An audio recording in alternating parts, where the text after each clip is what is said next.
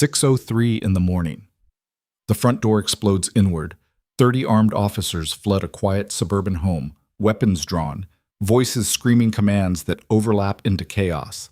A woman in pajamas barely has time to turn her head before boots thunder across her floor, before hands shove her down, before her cheekbone cracks against hardwood that still smells like yesterday's lemon polish. She tries to speak, tries to say her name, but someone's knee drives into her spine and the words die in her throat. They don't know who she is. They don't care. To them, she's just another target in another raid. But in 90 seconds, that assumption will cost them everything. Because the woman they just put in handcuffs survived things these officers can't even imagine. And right now, with her face pressed to the floor and zip ties cutting into her wrists, she's already 3 moves ahead of every single person in this room. If you want to see how this story ends, how power shifts in a single breath, stay with me until the very last word. Drop a like, leave a comment telling me what city you're watching from so I can see how far this story travels. Now let's go back to the beginning. The sun hadn't crested the roofline of Ashford Hills yet. Madison Reese was making coffee in her kitchen, a narrow galley-style space with white subway tile and a window that looked out onto a street lined with oak trees and identical mailboxes. The coffee maker gurgled. The clock on the microwave read 6:02 a.m. She wore flannel pants and an oversized t-shirt from a 5K she'd run 3 years ago. Her hair was pulled into a messy bun. No makeup, no shoes. Just another Thursday morning in Riverside County where nothing ever happened, and that was exactly how people liked it. She heard the engines first. Low rumble. Multiple vehicles. Too many for a neighborhood where most people drove sedans. Madison set down her mug and walked toward the living room window, pulling the curtain back just enough to see outside. Black SUVs, unmarked vans, flashing lights but no sirens. Men in tactical gear spilling out onto her lawn, onto her driveway, spreading across her front yard like they were storming a compound. Her pulse didn't spike. It steadied. She moved away from the window, set her coffee on the counter, and walked toward the front door. She got halfway across the living room before the door exploded off its hinges. Wood splintered. The frame buckled. A battering ram withdrew and men poured inside. Black helmets, rifles raised, laser sights cutting through the dim morning light. Someone screamed at her to get down. Someone else screamed not to move. The commands contradicted each other, and nobody seemed to notice. Madison raised her hands slowly, palms open, fingers spread. "You need to check your address," she said. Her voice was calm, too calm for someone with 15 rifles pointed at her chest. "You're in the wrong house." Nobody listened.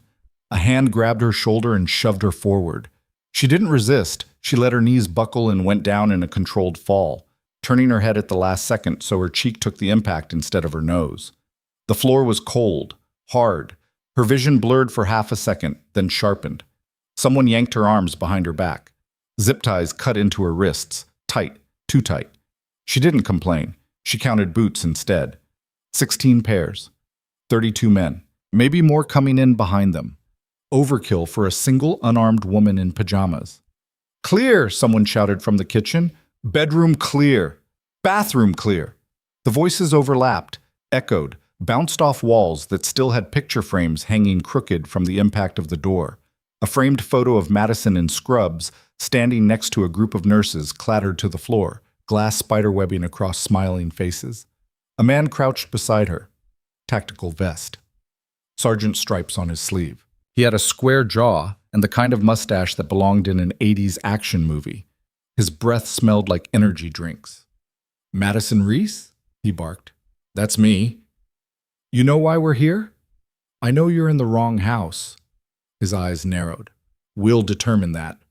He stood and gestured to 2 officers. "Tear it apart. I want every drawer, every closet, every fucking floorboard if you have to." Madison stayed on the floor. She turned her head just enough to watch them work. They weren't searching, they were destroying. Couch cushions thrown, bookshelves emptied, her coffee table flipped. Someone went into her kitchen and started opening cabinets, sweeping dishes onto the counter where they shattered in a cascade of ceramic shards. She closed her eyes, counted her breaths. In for 4. Hold for 4. Out for 4. The same pattern they'd drilled into her during field training when mortar fire shook the ground, and you had to keep your hand steady enough to find a vein on a soldier who was bleeding out faster than you could work. "Got something?" a voice called from the hallway. Madison opened her eyes. The officer who'd been searching her bedroom walked out holding a wooden box. Small, polished oak. A gift from her unit before she'd left the service. He set it on the remains of her coffee table and pried it open with a screwdriver. Inside, 3 medals on faded ribbons. A laminated ID card with her photo and a rank she didn't use anymore. A folded certificate. And beneath it all, a single document with a red stamp across the top that read, "Restricted Access." Access. The room went quiet. Not silent. Quiet. The kind of quiet that happens when everyone's still moving but nobody's talking. The sergeant stepped forward, picked up the ID card, studied it. His expression didn't change, but something in his posture shifted. Just a fraction. Just enough. "This real?" he asked. "Yes." "Your prior service?" "Combat medic, 10th Mountain Division, 3 deployments." He tossed the card back into the box. "Doesn't mean anything. It means you need to verify your intel before you break down someone's door." His jaw tightened. "We had a tip. Reliable source. You're listed as what?" He didn't answer. Instead, he pulled out his phone, stepped into the kitchen, started talking in a low voice that Madison couldn't quite hear. She shifted her weight, testing the zip ties. Too tight to slip. She'd need a blade or friction. Neither were options right now. Another officer crouched beside her, younger, baby-faced, probably fresh out of the academy. He looked at the medals scattered on the table, then at her. "You really serve?" he asked quietly. "Yeah." "Where?" "Afghanistan. Iraq. Places that don't make the news." He glanced toward the sergeant, then back at her. "Look, I'm sorry about the—" "Don't apologize for something you're still doing," Madison said. He blinked, didn't respond, just stood and walked away. The sergeant came back, phone still in his hand. His face was flushed.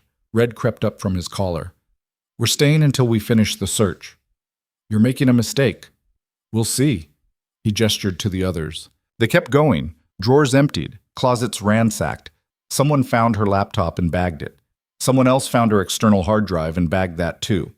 They took her medical textbooks, her old uniform still in plastic garment bags, a box of letters from soldiers she'd treated who'd made it home and wanted to say thank you. Madison watched it all, her face pressed against the floor, wrists bound behind her back.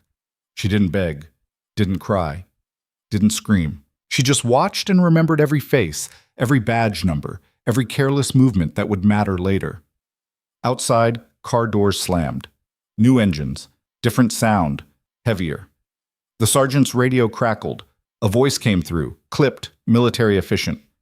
"Units on site, identify yourselves." The sergeant pulled the radio to his mouth. "This is Sergeant Howell, Riverside County Sheriff's Department. We're executing a warrant at—" "Stand by," the voice interrupted. "Excuse me?" "I said stand by. Do not move. Do not continue your search. Federal authority is en route." Howell's face went from red to pale. "What federal authority? We didn't request—" "You didn't need to."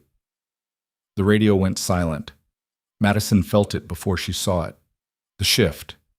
The way the officers looked at each other. The way Howell's hand tightened around the radio.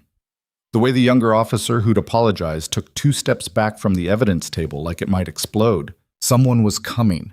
Someone these men were afraid of. Madison closed her eyes again, counted her breaths, waited. The front door, or what was left of it, swung open. Boots on the threshold, measured steps. Not the chaos of the raid. This was control, precision. "Who's the ranking officer here?" The voice was flat. No inflection. The kind of voice that didn't ask twice. Howell stepped forward. "I am Sergeant Marcus Howell. And you are?" "Captain Lane Torres, Defense Intelligence. And you just violated about 6 federal statutes." Madison opened her eyes.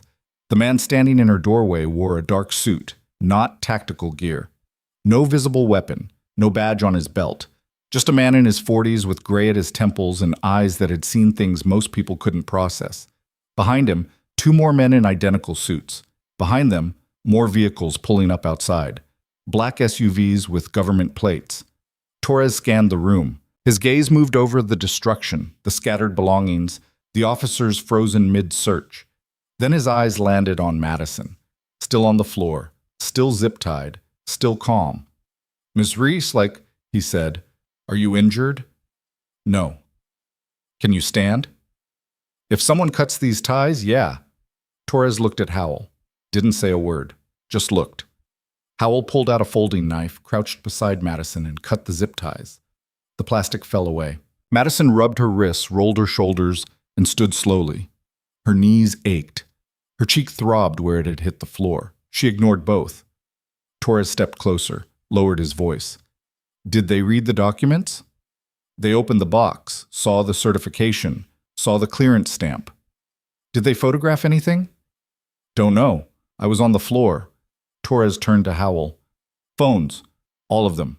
On the table. Now. You can't just... I'm not asking." One by one, the officers pulled out their phones and set them on the table. 16 phones in a neat row. Torres gestured to one of the men behind him, who stepped forward with a scanner, a small handheld device that looked like something out of a sci-fi movie. He ran it over each phone, checking for outgoing transmissions, uploaded photos, flagged data. 2 devices accessed restricted material, the man said. Howell's phone and Officer Crane's. Torres nodded. "Seized. You'll get them back after we scrub them." Howell's face went red again. This is damage control," Torres said. "You breached a classified residence. You accessed protected documents without clearance, and you just put your entire department under federal investigation." The room went silent again. Madison watched Torres work. He moved through the space like he owned it, checking corners, examining the broken door, the scattered evidence. He picked up the wooden box, studied the metals inside, then set it back down carefully. "Miss Reese," he said without looking at her, "we'll need a statement." "Here?" "No, somewhere secure." "Am I under arrest?" "No, you're a witness, and depending on what else we find, you might be a plaintiff." Madison glanced at Howell. He wouldn't meet her eyes. Torres gestured toward the door. "Let's go."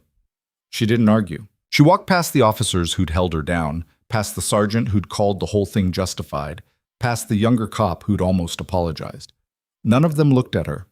She stepped over the remains of her front door and out into the cold morning air. The street was full now, neighbors on their porches, phones out, recording, a news van pulling up at the corner. Torres didn't seem to notice or care. He opened the back door of one of the SUVs and waited. Madison climbed inside. The door shut. The engine started. Through the tinted window, she watched her house recede, officers still standing in the driveway, Howell on his phone, Torres issuing orders to men in suits who moved with military efficiency. The SUV turned the corner. The house disappeared. Madison leaned her head back against the seat, closed her eyes. Let the adrenaline drain. She'd been through worse. Iraq, Afghanistan, field hospitals under fire. Soldiers dying on gurneys while she worked through shrapnel wounds and sucking chest wounds and injuries that didn't have names in textbooks. This was different. This was home, and they'd violated it. She opened her eyes, looked at the driver, a woman in her 30s with short dark hair and a scar running along her jawline. The woman glanced in the rearview mirror. "You okay back there?" she asked. "Yeah." "You handled that well." "I've had practice." The woman smiled, small, tight, the kind of smile that said she understood.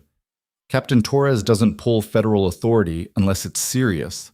You must have pissed someone off. Or someone got bad intel. Intel's only as good as the source." Madison didn't respond. She stared out the window instead, watching Ashford Hills blur past. Quiet streets, coffee shops opening for the morning rush, people walking dogs like nothing had happened 3 blocks away. The SUV merged onto the highway. No sirens, no lights. Just another black vehicle in morning traffic. Madison's phone buzzed in her pocket. She pulled it out. 17 missed calls, 32 texts, all from the same person, her supervisor at Mercy General Hospital. She didn't answer. The hospital would have to wait. Right now, she had bigger problems.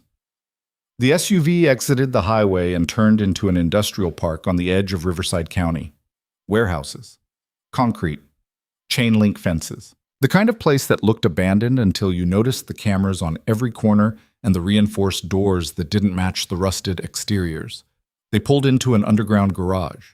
The door rolled shut behind them. Madison counted exits as they walked.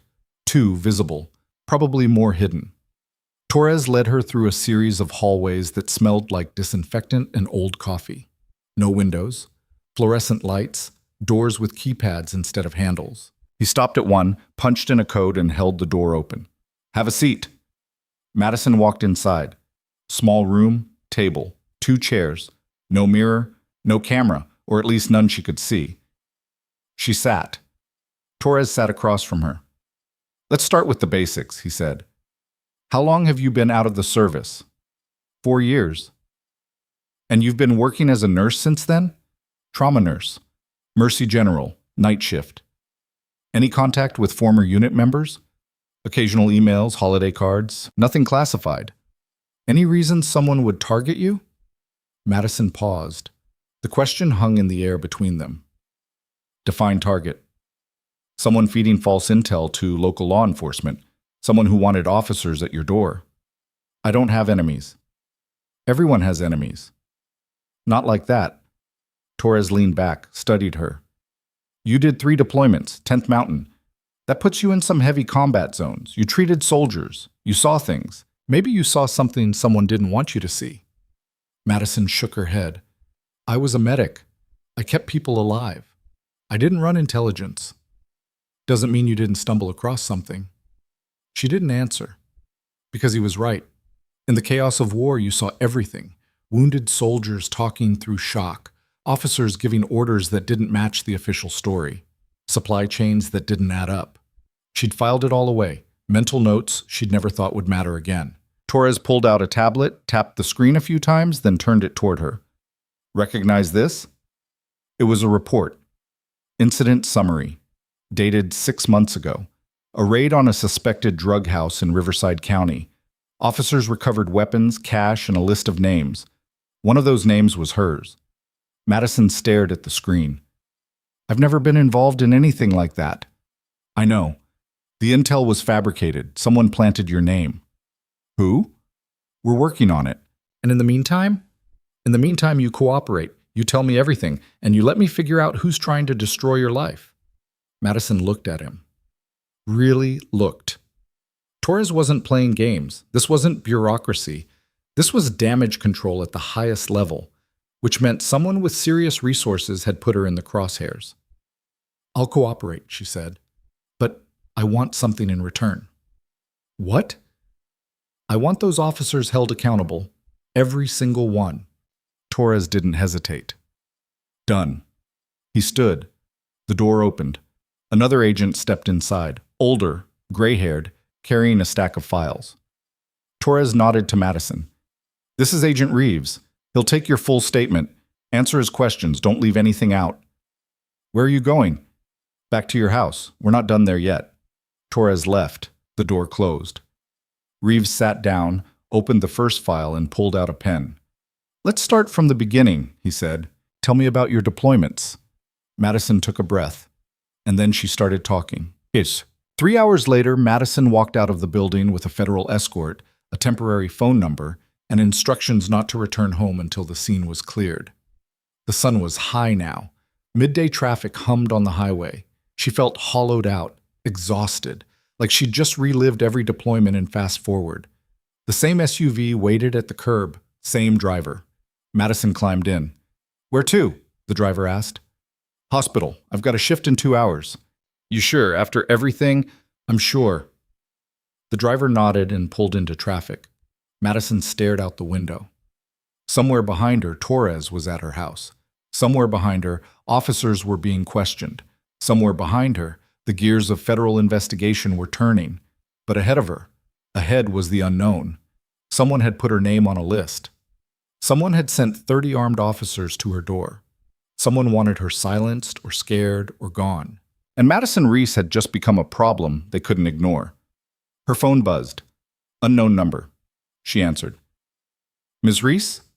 A woman's voice, professional, clipped. "Yeah." This is Lieutenant Colonel Eva Nyland, Defense Intelligence. Captain Torres briefed me on your situation. Madison sat up straighter. Lieutenant Colonel, 2 ranks above Torres. This was escalating fast. Okay, Madison said carefully. We've identified a pattern. You're not the first veteran targeted this way. There have been others, 3 in the last year, all former combat medics, all with classified clearances, all rated under false pretenses. Madison's pulse kicked up. What are you saying? I'm saying this isn't random. Someone is systematically going after medics who served in specific units, and we need to know why. What units? Neelan paused. When she spoke again, her voice was colder. Units that were involved in operations that never made it into official reports. Operations that certain people would very much like to keep buried. The line went quiet. Madison heard her own breathing, heard the hum of the engine, heard the world continuing outside the SUV like nothing had changed. But everything had changed. What do you need from me? Madison asked. Right now, stay visible, go to work, act normal. We'll have people watching. And if whoever's behind this tries again, then we'll be ready. The call ended. Madison lowered the phone. The hospital came into view, 15 stories of glass and steel, and people fighting to stay alive. Her home away from home. The place where she'd rebuilt herself after the war. The SUV pulled up to the emergency entrance. Madison climbed out, thanked the driver, and walked through the automatic doors. The familiar smell hit her, antiseptic and anxiety, and the metallic tang of blood that never fully washed out of the air. She checked in at the nurse's station. Her supervisor, Karen Briggs, looked up from a chart and froze. Madison, Jesus, I called you 17 times. I know, I'm sorry. Are you okay? Someone said there were federal agents at your house. There were. It's handled. Karen set down the chart, lowered her voice. Handled how? I can't talk about it. Madison, Karen, I can't. The older woman studied her, then nodded. Okay, but if you need anything, I know. Madison grabbed her scrubs from her locker, changed in the bathroom, and tied her hair back. When she looked in the mirror, she barely recognized herself. Bruise forming on her cheekbone, shadows under her eyes. But her hands were steady. She walked out onto the floor. 3rd shift was ending. 4th shift starting. Nurses passing charts, doctors shouting orders. A trauma case rolling in, car accident, multiple injuries, someone coding in Bay 3. Madison fell into the rhythm. This was muscle memory. This was home. She worked through her shift without stopping, stabilized a teenager with internal bleeding, assisted on a gunshot wound to the abdomen, held the hand of an elderly woman having a heart attack while the crash cart charged. Hours blurred. The chaos became background noise. And for a few stolen moments, Madison forgot about the raid, the investigation, the list with her name on it. Then her pager went off. Code black. Security alert. Unauthorized person on hospital grounds. Madison looked up. Across the floor, 2 security guards were moving fast toward the main entrance. She followed. Other nurses followed. They converged in the lobby just as the automatic doors opened. A man walked in. Late 50s, gray suit, hard eyes. He wasn't there for treatment. He scanned the room like he was looking for something specific. His gaze landed on Madison. He smiled. It didn't reach his eyes. Madison Reese, he said. Not a question. A statement. Security stepped between them. Sir, you need to check in or leave. The man ignored them, kept his eyes on Madison. You should have stayed quiet. Then he turned and walked out. Madison's blood went cold. She pulled out her phone, dialed the number Nyland had given her. 2 rings. Nyland. Someone just came to my hospital. He knew my name. He said I should have stayed quiet. Description. Madison rattled it off. Gray suit, late 50s, military posture. Nyland swore. Stay inside, we're sending a team. Who is he? Someone who just made a very stupid mistake, Ross. The line went dead. Madison lowered her phone. Around her, the hospital continued. Patients, doctors, life and death playing out in cycles. But she was no longer part of that rhythm. She was standing in the middle of something much bigger, something that had followed her home from the war. And it wasn't finished with her yet. The federal team arrived in under 12 minutes. 3 agents in dark suits, 1 woman with a tactical vest over her shirt, all moving with the kind of efficiency that said they'd done this 1,000 times before. They swept the lobby, questioned security, pulled footage from every camera angle within 100 yards of the entrance. Madison stood off to the side with Karen, who'd insisted on staying despite having clocked out an hour ago. "You want to tell me what's happening?" Karen asked quietly. "I can't." "Madison, I really can't." Karen's jaw tightened, but she didn't push. She'd been a nurse long enough to recognize when someone was drowning and when they needed space to tread water alone. She squeezed Madison's shoulder once, then walked back toward the nurse's station, leaving her to the federal agents who were now converging on her position. The woman in the tactical vest approached first. She had sharp features, dark eyes that missed nothing, and the kind of posture that screamed former military. "Ms. Reese, I'm Agent Carla Voss. We need to move you to a secure location. I'm in the middle of a shift. Your shift just ended. I've got patients. We've got a credible threat. Your patients are safe. You're not." Madison glanced back at the emergency department. 2 nurses were handling a trauma bay. A doctor was stitching up a laceration. The machinery of healing continued without her. It always did. People were replaceable in systems designed to keep running no matter who dropped out. She grabbed her bag from her locker, said nothing to anyone, and followed Voss through a side exit that led to the parking garage. 2 SUVs waited with engines running. Voss gestured to the second one. Madison climbed in. The door locked automatically. They drove in silence. No explanations. No small talk. Just the hum of the engine and the city lights sliding past tinted windows. Madison watched the streets change from commercial to industrial to something that looked like it hadn't been zoned for anything legal. Warehouses with boarded windows. Empty lots ringed with chain link. The kind of neighborhood where people didn't ask questions because they didn't want answers. The SUV pulled into a gated compound. Guards at the entrance. Cameras on every pole. The gate rolled shut behind them with a finality that made Madison's chest tighten. They parked in front of a low brick building that could have been a municipal office or a black site. Hard to tell the difference anymore. Inside, the air smelled like burnt coffee and stress.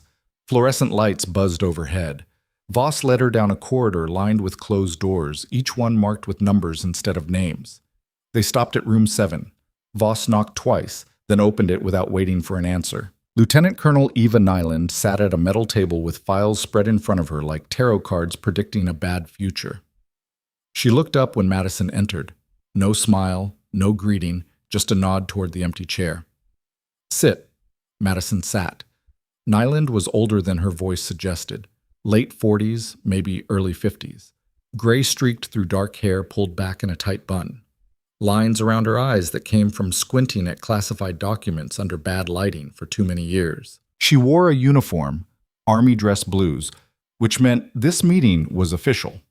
On the record, the kind of thing that would end up in a file somewhere with Madison's name on it.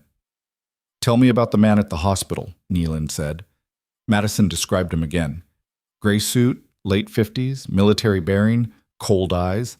The way he'd smiled like he was delivering a punchline to a joke only he understood. Nyland slid a photograph across the table. "This him?" Madison picked it up. The man stared back at her from what looked like a military ID photo. Younger in the picture, maybe 10 years, but the same hard angles, the same dead stare. "Yeah, that's him. His name is Colonel Richard Brennan, retired. Or at least that's what his paperwork says." "What does that mean?" "It means some people retire from the military and go play golf. Others retire and start working for private contractors who don't ask questions as long as the check clears." Nyland pulled the photo back, slid it into a folder. "Brennan falls into the second category." "What does he want with me?" "That's what we're trying to figure out." Nyland leaned back. The chair creaked. "You deployed with the 10th Mountain Division. Specifically, you were attached to a medical support unit that moved between forward operating bases in Afghanistan. Camp Holloway, Camp Nicobar, Firebase Sentinel. Ring any bells?" "All of them. I was there for 18 months. During that time, did you ever treat anyone who wasn't military?" Madison frowned. "What do you mean?" Contractors, local nationals, people who weren't wearing a uniform. Sometimes, if there was an emergency and we were the closest medical facility, we'd stabilize whoever came through the door. Do you remember their names? Some of them, not all. Nyland opened another file, pulled out a list, names printed in neat rows. Madison recognized maybe half of them. Soldiers she'd kept alive long enough to evacuate. Civilians she'd patched up and sent on their way. A few contractors who'd taken shrapnel during supply runs and needed stitches. Anyone on this list stand out? Nyland asked. Madison scanned it. Her finger stopped on one name. Victor Kessler, contractor. Came in with a gunshot wound to the shoulder. Said it was friendly fire during a training exercise. You believe that? At the time? Yeah. Now? Madison looked up. I don't know. He was nervous. Kept asking when he could leave. Most people with gunshot wounds are worried about dying. He was worried about getting caught. Caught doing what? I didn't ask. Wasn't my job. Nyland made a note. Kessler worked for a private military company called Sentinel Ridge Solutions. They handled security contracts in Afghanistan. Officially. Unofficially, they ran black ops that the military couldn't touch with a 10-foot pole. She paused. Kessler's dead now. Killed in a car accident 6 months ago, along with 2 other contractors who also passed through your aid station. Madison felt something cold settle in her stomach. You think I saw something? I think you treated people who were involved in something that wasn't supposed to exist. And I think someone's cleaning up loose ends. I'm a loose end. You're a witness. And witnesses have a bad habit of remembering things at inconvenient times. Madison's hands tightened on the edge of the table. She'd spent 4 years trying to put the war behind her. 4 years rebuilding a life that didn't involve blood and bullets and soldiers screaming through shock. And now it was dragging her back in. Not as a participant, as collateral damage. What do you need from me? She asked. I need you to remember everything, every face, every conversation, every detail you wrote off as irrelevant. Nyland leaned forward. Somewhere in your memory is a thread we can pull. Something that connects Brennan to Sentinel Ridge, something that proves what they were really doing out there. And if I can't remember, then we're all in trouble. Voss stepped forward from where she'd been standing by the door. We've set up a safe house. You'll stay there until we sort this out. For how long? As long as it takes. Madison shook her head. I can't just disappear. I've got a job, a life. You've got a target on your back, Voss said flatly. Your job doesn't matter if you're dead. The words hit harder than they should have. Madison stood, paced to the corner of the room, stared at the wall like it might have answers. She thought about her house, destroyed. Her routine, shattered. Her sense of safety, gone the second those boots hit her floor this morning. She turned back. What about the others? You said there were other medics targeted. Neelan's expression darkened. 2 are dead. 1's in protective custody. You're the 4th. What happened to the dead ones? Car accidents? Both of them? Brake lines cut? Professional work? Madison's pulse kicked up. And you think Brennan? We know Brennan. He's got connections, resources, and a very good reason to want you silent. Neelan stood. But here's the thing. He made a mistake today. He showed his face. He let you see him, which means he's either getting sloppy or he's sending a message. What message? That he's not afraid of us. The room went quiet. Madison could hear her own heartbeat, could feel the weight of decision stacking up like sandbags against a flood that was already breaching the walls. Okay, she said finally. I'll go to the safe house, but I want updates. Every step. I'm not sitting in a room waiting for you to tell me it's safe. Deal. Nyland gestured to Voss. Get her set up. Full security. No contact with anyone outside the team. Voss nodded and opened the door. Madison followed her out, back through the buzzing corridor, back to the SUV that was still running in the parking lot. They drove for another 20 minutes. Out of the city. Into the hills where houses sat on acres instead of lots and privacy was measured in distance rather than fences. The safe house was a ranch-style property at the end of a dirt road. Single story. Wraparound porch. Solar panels on the roof. It looked like the kind of place where someone's grandmother would bake pies and complain about the internet speed. Which was probably the point. Inside, it was sterile, functional. Furniture that came from a catalog. No personal touches, no family photos, just a place to exist without leaving a mark.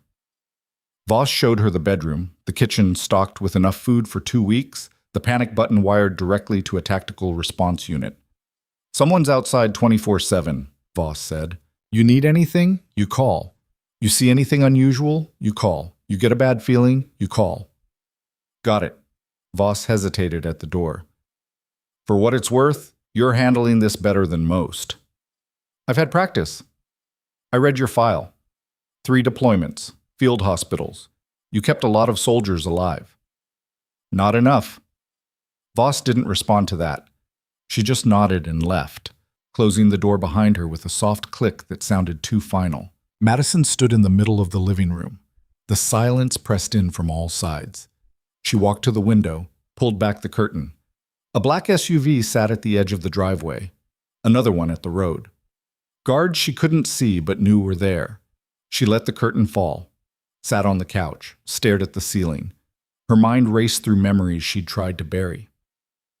Firebase Sentinel, the aid station, the endless stream of wounded soldiers and civilians and contractors who all bled the same color. Victor Kessler, gunshot wound, shoulder. He'd been pale, shaking. Not from blood loss, she'd stabilized that fast enough. From fear. He'd kept checking the entrance like he expected someone to walk in and finish what the bullet had started. She'd asked him what happened. He'd said training accident. She'd written it in her report, filed it away, moved on to the next patient because there was always a next patient. But now she remembered something else. Kessler had a tattoo. Left forearm. A triangle with a line through it. Simple. Clean.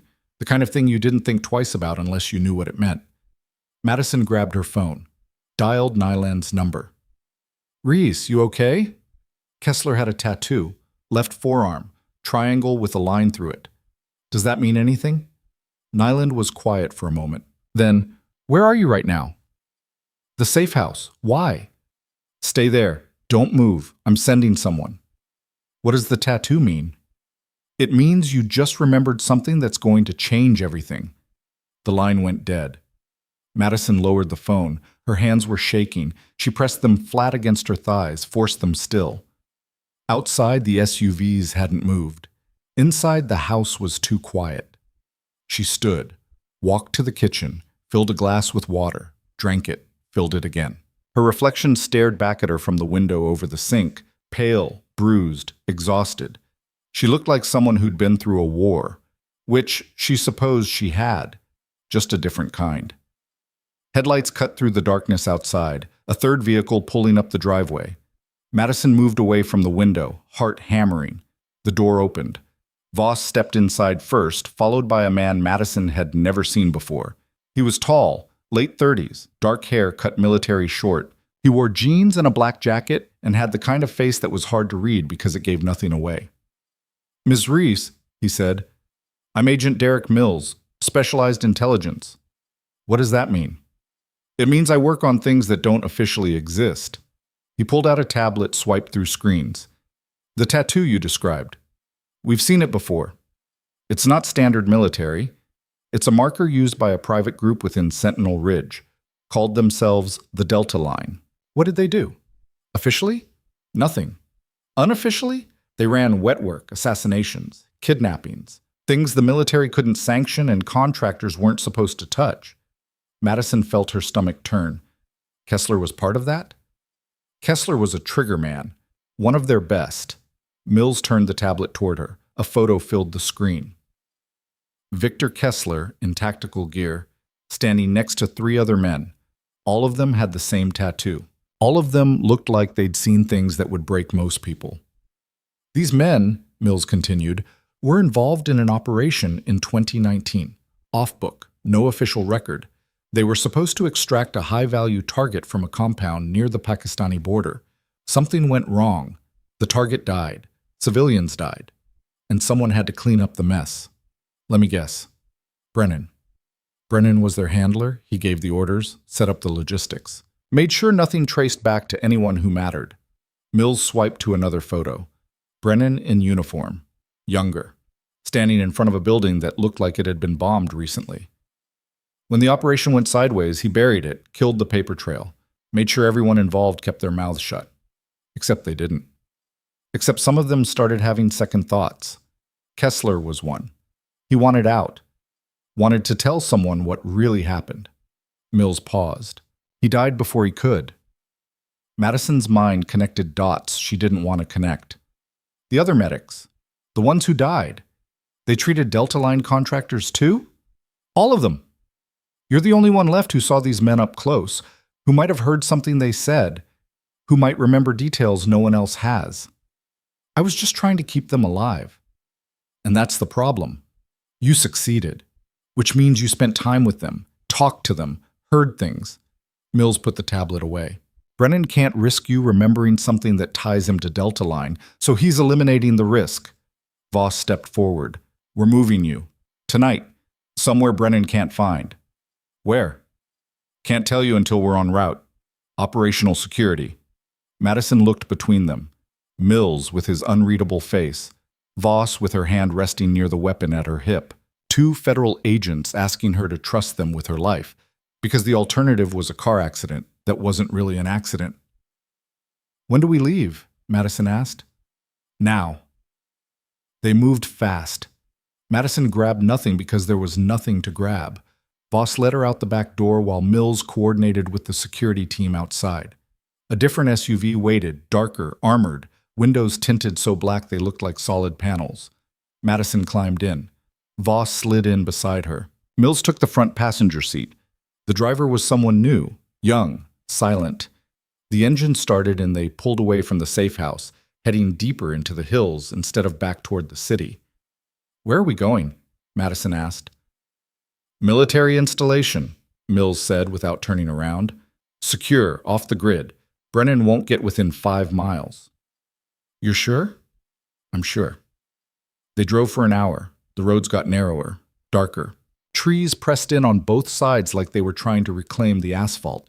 Madison counted turnoffs, counted landmarks, tried to memorize the route even though she knew it wouldn't matter. If something went wrong out here, there'd be no one to call. The SUV slowed, turned onto a road that was barely more than gravel. Ahead, a gate appeared, chain link topped with razor wire. Guard shack. Soldiers in full gear.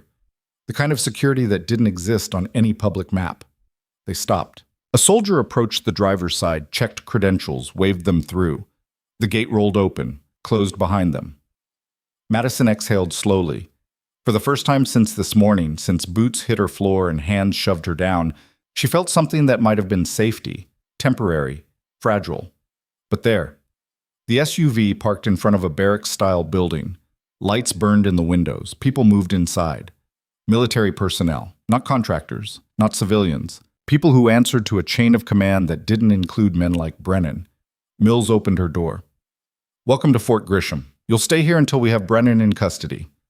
How long will that take? Depends on how good he is at hiding. They walked her inside, down a corridor that smelled like floor wax and old paint, into a room that was nicer than the safe house but still utilitarian. Bed, desk, chair. Window with bars on the outside painted to look decorative but fooling no one. Get some rest, Mills said. We'll debrief you in the morning. He left. Voss stayed for a moment, checking the locks, the window, the panic button wired into the wall. You'll be okay, Voss said. This place is locked down tighter than a drum. People always say that right before something goes wrong. Voss almost smiled. Fair point, but we've got eyes on every access point. Brennan tries anything, we'll know before he gets within a mile. She left. The door locked from the outside. Madison stood in the middle of the room, listening to footsteps fade down the corridor. She sat on the bed. It was firm, military grade, the kind that didn't care about comfort. She lay back, stared at the ceiling, thought about Kessler and his tattoo, and the way he'd looked at her like he wanted to tell her something but couldn't. Thought about Brennan and his cold smile. Thought about the life she'd built that was now scattered across her living room floor in pieces. Sleep came in fragments, dreams tangled with memories.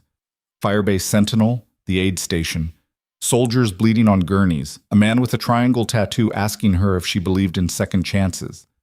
She woke to voices outside her door, low, urgent, footsteps moving fast. Madison sat up, Grabbed her shoes. The voices got louder. Can't be serious. Perimeter breach, southeast corner. Get her out now. The door burst open. Voss stood there, weapon drawn, face tight. We're moving. Now. What happened? Brennan found us. Madison didn't ask questions. She shoved her feet into her shoes and followed Voss into the corridor where Mills was already moving toward them with 3 soldiers in full combat gear.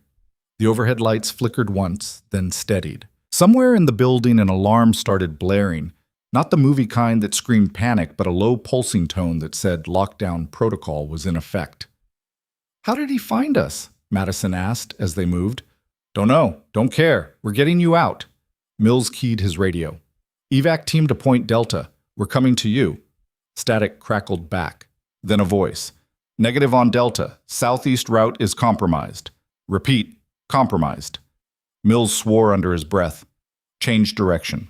Voss stayed close to Madison, one hand on her elbow, guiding her through turns she wouldn't have known to take. The building was a maze of identical corridors and numbered doors. No windows, no exit signs, just fluorescent lights and the sound of boots on linoleum. They hit a stairwell, went down instead of up. 2 flights. The air got colder, damper. They were underground now, a bunker level that probably didn't appear on any official blueprint. The stairwell door opened into a garage. Concrete floor, low ceiling, 6 vehicles parked in a row. All SUVs, all black, all identical. Mills pointed to the 3rd one. That's ours. Move. They were halfway across the garage when the lights cut out. Complete darkness. The kind that made you question if your eyes were even open. Madison froze. Her training kicked in before her fear did. Stay still, stay quiet, orient to sound. She heard Voss breathing to her left. Mills moving to her right. The soldiers spreading out in formation. NVGs, Mills said quietly. Clicks. Rustles. Night vision goggles being pulled into place. Madison didn't have any. She was blind while everyone around her could see perfectly. Vulnerable. Exposed. She hated it. A hand touched her shoulder. Voss. Stay on me. Don't let go. They started moving again, slower now. Madison kept her hand on Voss's shoulder, let herself be guided like a child in a trust exercise. Her other hand reached out, searching for obstacles. Found the side of an SUV. Cold metal. Real. Solid. Somewhere above them, muffled by concrete and distance, gunfire erupted, short controlled bursts. Military discipline. Then different sounds. Louder. Wilder. Someone returning fire who didn't care about conserving ammunition. They're inside, one of the soldiers said. Mills's voice came back sharp. Then we don't go up. We go out. Sir, the tunnel exit is our only option. Move. They changed course again. Madison stumbled, caught herself against the SUV, kept moving. Voss's grip on her arm tightened. They reached a wall. A door Madison couldn't see but could hear opening, heavy, metal, the kind that sealed when it closed. Through here, Mills said. Single file. Watch your step. They entered a tunnel. Madison felt the change immediately. The air was stale. The walls were close enough to touch on both sides. The floor sloped downward at an angle that made her calves burn after 30 seconds. Emergency lighting kicked in. Dim red bulbs every 20 feet that gave just enough illumination to see shapes but not details. The tunnel stretched ahead, no turns, no branches, just a straight shot into the earth. Madison counted her steps, lost track at 200, started over. The gunfire above them faded to nothing. Either the firefight had ended or they'd gone too deep to hear it anymore. How far does this go? She asked. Half a mile, Mills said from somewhere ahead. Comes out in a civilian area, strip mall, parking lot. We'll have a vehicle waiting. And if Brennan knows about the tunnel? Then we're about to have a very bad day. They kept walking. Madison's lungs started to ache. The air wasn't moving. It just sat there, thick and used. She focused on breathing, in through the nose, out through the mouth. The same rhythm she'd used in field hospitals when the generator failed and the temperature spiked and you had to keep working because the alternative was watching someone die. The tunnel ended at another door. Steel. No handle on this side. Mills pressed his palm against a biometric scanner that glowed faint blue. The lock disengaged with a sound like bones breaking. The door swung open, cool night air rushed in. Madison sucked it down, felt her head clear. They emerged into a service corridor behind a row of closed storefronts. A nail salon, a vape shop, a place that sold discount mattresses. All dark, all empty. The parking lot beyond was lit by overhead sodium lights that turned everything yellow and sick-looking. 2 vehicles waited. Not SUVs this time. Civilian cars, a sedan and a pickup truck. Unremarkable. Forgettable. The kind you'd drive past without a second glance. Mills pointed to the sedan. "Reese, you're with me. Voss, take the truck with Alpha Team, different routes. Rendezvous at Safe House Baker if we get separated." They split up. Madison climbed into the sedan's passenger seat. Mills started the engine, pulled out of the parking lot at exactly the speed limit. No rush, no panic, just a man driving home from a late shift. "Where's Safe House Baker?" Madison asked. "Farmland. Middle of nowhere. Brennan won't find it." "You said that about Fort Grisham." Mills's jaw tightened. "Yeah, I did." They drove in silence. The city fell away behind them. Suburbs thinned into rural routes where houses sat on acreage, and the only lights were porch lamps and distant stars. Madison watched the side mirror. No headlights. No one following.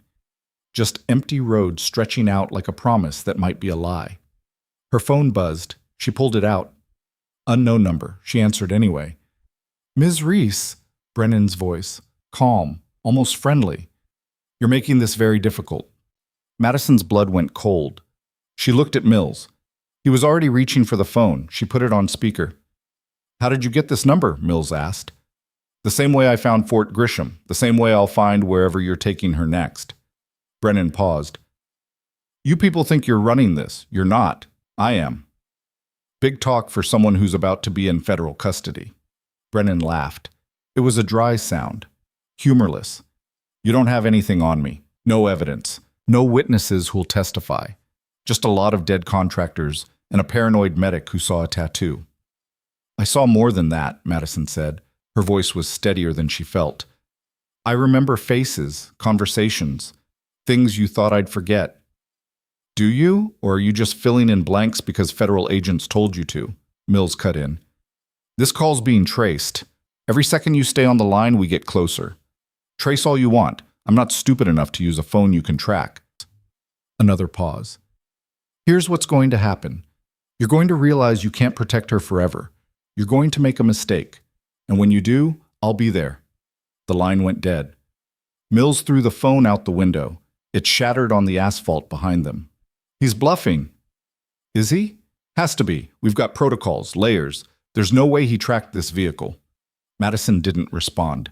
She stared out at the darkness rushing past, thought about how Brennan had found Fort Grisham, how he'd gotten her phone number, how he seemed to know exactly where they'd be before they got there. Someone was feeding him information, someone on the inside. She looked at Mills. "Who knew we were at Fort Grisham?" "Need to know personnel only, maybe 20 people." 20 people is 19 too many if one of them is working for Brennan. Mills's hands tightened on the wheel. "You think we've got a mole. I think Brennan's too confident for someone who's supposed to be in the dark." They drove another 10 miles, turned onto a dirt road that cut through cornfields already harvested down to stubble. The farmhouse appeared at the end of the lane, 2 stories, white paint peeling, a barn out back that leaned like it was tired of standing. Lights burned in the downstairs windows. The truck was already there, parked beside a tractor that looked older than Madison. Voss met them at the door. "Perimeter's clear, no movement, no signals." "Good. Get inside." The farmhouse smelled like old wood and dust. The furniture was mismatched. The wallpaper was floral and faded. A wood stove sat in the corner, unlit. Voss had already done a sweep, cleared every room, every closet, every potential entry point. Mills locked the door behind them, pulled out his phone, dialed, waited. "Torres, we're at Baker. Situation's contained, but we've got a problem." Madison couldn't hear the other end of the conversation, just Mills nodding, frowning, hanging up. "Torres is initiating a full security audit. Everyone who knew about Fort Grisham is getting polygraphed. Anyone who fails gets detained." "How long will that take?" Voss asked. "Too long." Mills looked at Madison. "Until then, You don't move. You don't make calls. You don't exist. I'm getting real tired of not existing. You'll be more tired if you're dead. Voss stepped between them. Everyone take a breath. We're safe here. For now. Let's use the time to figure out our next move. The next move came 3 hours later in the form of Lieutenant Colonel Nyland arriving in an unmarked helicopter that touched down in the cornfield out back. She walked into the farmhouse with 2 men Madison didn't recognize, both in civilian clothes, both carrying the kind of tension that came from delivering bad news. Nyland didn't waste time on pleasantries. We found the leak. Captain Lane Torres. The room went silent. Mills looked like he'd been punched. Torres? That's not possible. Bank records say otherwise. 3 deposits in the last 6 months, $50,000 each. Offshore account tied to a shell company that traces back to Sentinel Ridge. Nyland pulled out a tablet, showed them the evidence.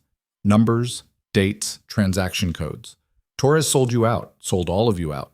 Madison felt something crack inside her chest. Torres had been the one who'd pulled federal authority at her house, who'd promised accountability, who'd looked her in the eye and said he'd make it right. And the whole time he'd been working for the man trying to kill her. Where's he now? Mills asked. In custody. Military police have him at a secure facility. He's not talking. Make him talk. We're working on it. Nyland looked at Madison. In the meantime, we need you to do something you're not going to like. What? We need you to testify. On record. Everything you remember about Delta Line, about Kessler, about the operation that went wrong. Madison shook her head. I don't know anything about the operation. I just treated wounded contractors. You know more than you think. Conversations you overheard, details they let slip. Kessler wanted to talk. Maybe he did, and you didn't realize it was important. And if I testify, what happens? We build a case. We bring charges against Brennan and everyone else involved in Delta Line. We shut down the whole network. And I become the star witness in a trial that'll paint a target on my back forever. Nyland didn't argue. Yeah, you will. Madison walked to the window, looked out at the cornfield. The helicopter sat like a giant insect in the middle of the stubble. She thought about the life she'd tried to build. The hospital, the patients, the routine that kept the war at a safe distance. That life was gone now. Had been gone since the moment those boots hit her floor. Okay, she said without turning around. I'll testify, but I want something in return. What? I want to see Torres face to face. I want to hear him admit what he did. Nyland considered it. That's not protocol. I don't care about protocol. I care about looking the man in the eye who sold me out and hearing him say it. A pause. Then, I'll make it happen. They flew to the secure facility in the helicopter. 40 minutes of rotor noise and Madison's stomach trying to climb out through her throat. She'd never liked flying. Even in the military, she dreaded the transport flights. The way the aircraft shook, the way your life depended on metal and physics and luck. The facility was underground, literally. A bunker complex carved into bedrock with layers of security that made Fort Grisham look like a convenience store. They descended in an elevator that dropped for what felt like minutes. Madison's ears popped twice. The doors opened onto a corridor lined with cells, plexiglass fronts, cameras in every corner. No privacy, no dignity. Torres was in the last cell. He sat on a metal bench bolted to the wall, head in his hands. When the cell door unlocked and Nyland stepped inside with Madison behind her, he looked up. His face was bruised. Someone had already worked him over. Not enough to cause permanent damage, just enough to make a point. Miss Reese, he said quietly, I'm sorry. You're sorry. Madison's voice was flat. You handed me to Brennan and you're sorry. It wasn't supposed to go this way. How was it supposed to go? Torres looked at Nyland. She nodded. Permission to speak. He took a breath. Brennan approached me 6 months ago. Said he needed information on federal investigations into Sentinel Ridge. Said if I cooperated, he'd make sure my career advanced. I was stupid. I thought I could control it. Feed him scraps. Nothing that mattered. But it did matter, Madison said. Yeah, it did. When your name came up in the database as a possible witness, I flagged it, told Brennan. He said he'd handle it quietly. I didn't know he was going to what? Send 30 officers to break down my door, try to kill the other medics? Torres flinched. I didn't know about them, I swear. I thought it was just about keeping Delta Line buried. People died because of you. I know. His voice cracked. I know. Madison stared at him. This man who'd looked so in control at her house, who'd pulled federal authority like it meant something. Now he was just another person who'd made the wrong choice and couldn't take it back. Did Brennan tell you what Delta Line did? She asked. Did he tell you about the civilians they killed, the operation that went wrong? Torres shook his head. He didn't tell me anything, just said it was classified. Need to know. And you didn't ask questions? No. Because the money was good. He didn't answer, didn't need to. The silence said everything. Nyland stepped forward. Captain Torres, you're being charged with conspiracy, obstruction of justice, and treason.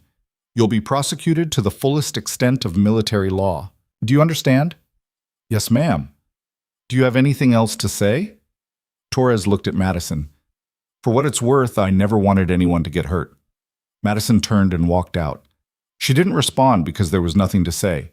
Torres had made his choice. Now he'd live with it. She just had to make sure she survived long enough to watch him pay. Back on the surface, Nyland pulled her aside. We've got Torres's cooperation. He's giving us names. People Brennan worked with. Contractors still active. We're building the case. How long until you have enough to arrest Brennan? 48 hours, maybe less. And until then? You stay hidden. We keep you off the grid. Brennan's getting desperate. Desperate people make mistakes. Madison wanted to believe that. Wanted to think that justice was just a matter of waiting out the clock. But she'd seen too much. Survived too much. She knew that men like Brennan didn't make mistakes. They made contingency plans. And she was still in the middle of his. They returned to the farmhouse. Night had fallen completely. The cornfield was a black void beyond the windows. Voss made coffee. Mills coordinated with federal teams scattered across 3 states. Nyland reviewed Torres's testimony on her tablet, making notes in the margins. Madison sat at the kitchen table and tried to remember. Tried to pull every detail from those months at Firebase Sentinel. Every conversation with Kessler. Every word the other contractors had said. There had to be something, some piece of evidence that would break the case wide open. Kessler had been scared. That much was clear. But scared of what? Of Brennan? Of someone else? She closed her eyes. Went back. The aid station. The smell of antiseptic and blood. Kessler on the gurney, shoulder bandaged, waiting for evac transport. He'd asked her a question. She remembered now. You ever have to make a choice you can't take back? She'd thought he was talking about combat, about killing someone in the field. She'd said something generic, something about following orders, doing your job. He'd laughed, bitter. Orders. Right. Then the evac helicopter had arrived and he'd left and she'd never seen him again. Madison opened her eyes. Kessler said something about orders, about a choice he couldn't take back. Nyland looked up. What kind of choice? I don't know. He didn't explain, but he sounded like he regretted it. If we can prove Kessler was ordered to do something illegal that puts the chain of command in play, Brennan gave those orders. That's our case. Mills leaned forward. We need physical evidence, something that connects Brennan to the operation. Torres said Brennan kept everything off the books, Nyland said. No paper trail, no digital footprint. Everyone leaves a footprint, Madison said. You just have to know where to look. Voss's phone buzzed. She answered, listened, her expression darkening with each second. She hung up. We've got a problem. Brennan just posted bail. Bail? Mills stood. How? He's a flight risk and a threat to witnesses. His lawyer argued lack of evidence. Judge agreed. He's out on electronic monitoring, but that won't stop him. Madison felt her pulse spike. How long ago? 20 minutes. Then he's already moving. As if on cue, the lights cut out, not just in the farmhouse, everywhere. The whole grid. Madison could see it through the window, darkness spreading across the countryside like something alive. Mills pulled his weapon. Everyone down? Now. They hit the floor. Madison's heart hammered against the floorboards. She heard Voss moving in the darkness, heard Mills keen his radio, heard Nyland's steady breathing beside her. Then the front door exploded inward and all hell broke loose. Gunfire shredded the silence. Muzzle flashes lit the room in strobing bursts. White, blinding, gone. Madison pressed herself flat against the floor as bullets punched through drywall above her head. Wood splinters rained down. Someone was screaming orders, but the words got lost in the chaos of automatic weapons chewing through everything that wasn't steel or stone. Mills returned fire from behind the overturned table. 3 controlled shots. A grunt from the doorway.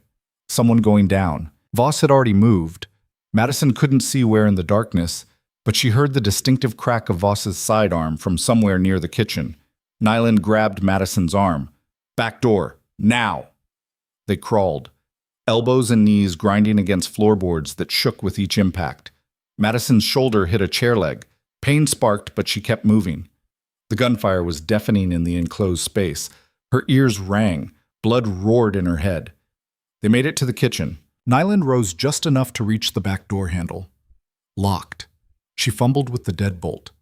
Madison looked back, saw shapes moving through the front room. Too many shapes. Mills and Voss were outnumbered. The deadbolt clicked. Nyland shoved the door open. Cold air rushed in. "Go." Madison went. Out into the night where the cornfield waited like a black ocean. Her feet hit dirt and she ran. No shoes. She'd kicked them off in the farmhouse hours ago and hadn't put them back on. Stones bit into her soles. Stubble tore at her ankles. She didn't slow down. Behind her, the farmhouse erupted. Not gunfire this time. An explosion. Orange light bloomed against the darkness. The shockwave knocked her forward. She hit the ground hard, tasted dirt and blood. Her head rang like someone had struck a bell inside her skull. She rolled onto her back. The farmhouse was burning.